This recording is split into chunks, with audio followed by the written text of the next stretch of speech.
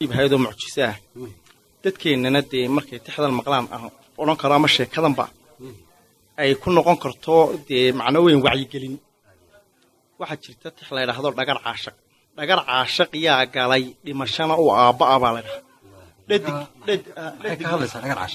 waxa ay ka hadlaysaa waana ku soo wada dhadig iyo labood kana yaa ma dhaliishay waa arrin dhaxta labkii dhadig in had iyo jeer waxa dhacda oo qisadan horta waxay ku timi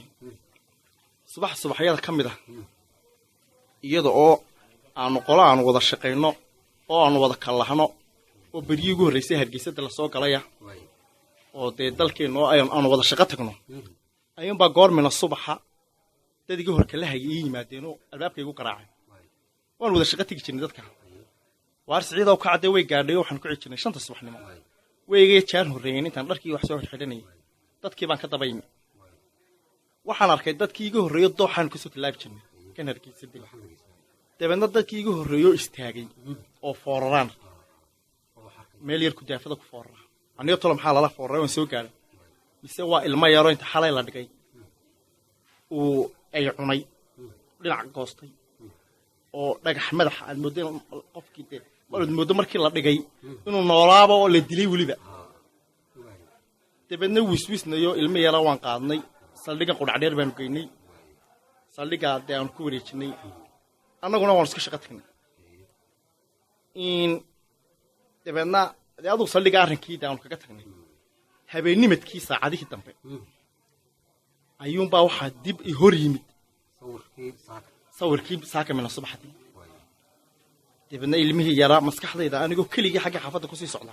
ayuun baa waxaan qiyaasay warniyo deelan qof bini aadmiye buu haay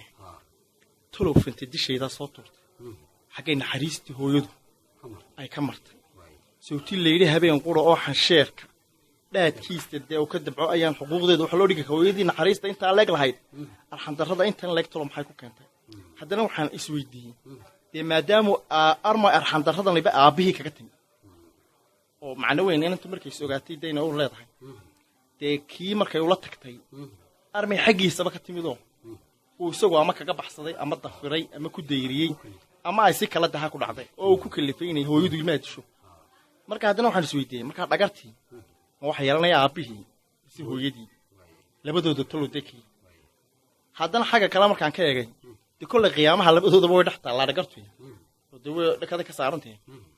isweydiintii bay maansadani ka curatay waxa kale iyadana aan markaa maansada aan curideeda ku keenay waxa dhaca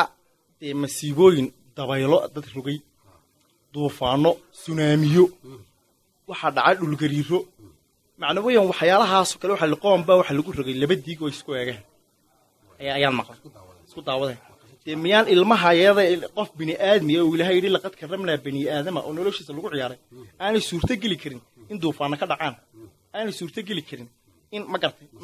macasidu taha inay keento miyaan dhici karin in markaa waxaan ku tilmaamay ku soo bilaabay in dunidu imka casriga halkan la joogo markastoo dunidu horumarto masiibaduna way la horumartaa barigoor haddii uu bas dhaco ama uu hadduu awr dhaco qof yaro saaran baa wax ku noqon jiray laakiin hadduu imka bas dhaco teknolojiyadii baa keentay 30 baa wax noqonaya ama markab degadii tiina wala janqaas bariga hore qof waran baa deel isku toogan jiray marka macna weyn imika dadkii baa xataa qarxayay halka la marayo marka waxay ka bilaabantay bidmadidibka goysaa filan waa ka dhaliso dhakafaarka aadmigu waxa uu la dhaygagay dhacday yaab abuurtoo dhugtaad maqashay waa qarax dhaaftay aala turtoo dhabar aadmi lagu sigido dhumuc waxa ka sii weyn bada dhabaacaysiyo dhul gariirka xilliyadan dalal badan ka dhacay dhibta baan u geystay dheekay nagu soo simay dhiila waa guduutana inay dhilisa xubkay dhoolka inta mooyay dhawaanshiya ma laho cuqubada dhacaysa sidii dhibic mahiigan ama ay xadashii qubay dhulka eelka geliso macsi dhowristeedii dhayarsiga inkaaruhu waa wax soo dhibcay haddii aanu dhaadhaco dambaalada hawraartii waxa dhaliyay maansadan dhugashada aqoontiyo indheergaradka dhiidhiya jidhidhaca dhammaysii hoor baa ka soo dhici dhagar caashaqeeniya dhagxumada u sabab tahay waana sabi dhalaan oo dhiban oo insaan oo dhashii hooyadii hatay marna dhumuqdi aabba ah dhadig iyo lab kulantida xinjirtii dhexdooda ah dheecaankii jidhkooda ah dheef adoon la siina dhudii ugu sarreysay dhaqan horumarkiisa bulshada ayaheeda dhaadashana makhluuqa ah aadmigan dhammayska ee ku dhuliimay adduunyadan makas dhaayaheediiyo wax dhukani abaar moog isna ilaa dhismii hore uurka hooyo lagu dhigay aan dhaawac mooye loo dhitay nin naxariis ilmadiisu dhiig tahay dhuumashana ku noolaa sida gari dhirbaaxada dhufashada haraatida sidkiisoon dhammays noqon dhaqsiyo ugu soo riday dhabaha laqmareen iyo dhirtayo uga weheldhigay dhoosha awiga yoo huray shimbiraha wax dhuuqiya haadka ayaa ku dhacay yidhi dhab umay maxaa dhacay horaad dhayda geliyey iyo damburbuu dhur sugayee dhunkaal yaa u qoostoo dharkan yaa ku habay ubad dhabbadaha raxmaaniga caanihii ku soo dhacay dhammi maysid yaa yidhi dhabar sabi xambaarow yaa dhufsaday xansheerkii hadduu dhaadka kala dhaco naxdintiisa dheeliga xuquuqdiisu dheerayd walqashiisa dhacantaya maxaa looga magac dhigay ruuxna dhuuxyadiisiiyo nafka dheegan xididada ciirsale intuu dhigay kama sibiq dhaqaaqine waa maxay dhaleecada kalifaadda dhalisay dhadhabkiiyo jeclaysiga waalid dhuunta gelin jiray dhaleecada ka rabi jiray sahalka uga dheelmaday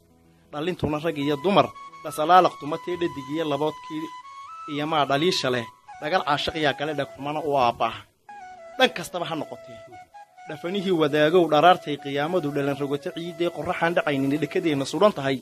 nafluhuna dhammaantii meel aan dhir iyo buurdhar iyo hoy lahaynay dhuumashadu mamnuuc tahay dhab u taagan yihiinoo qalimada wax dhigaya iyo dhowris eebba mooye dhacsan yihiin awooduhu gafkan maanta dhacayaa dhakadiinnu sulan yahay kugu dhimayo kaa dhimay kuu dheer cadaabina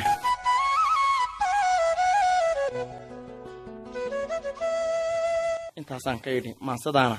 oo dhagar caashiq bahayd maanse aad u qiiro badan bay ahayd oo kulli aad dareenka aadamiga taabanaysa waxaa jiray suugaan kaloo gabayo aad qaadka ka tiriseen adiga iyo dhalinyaro fara badan oo silsilad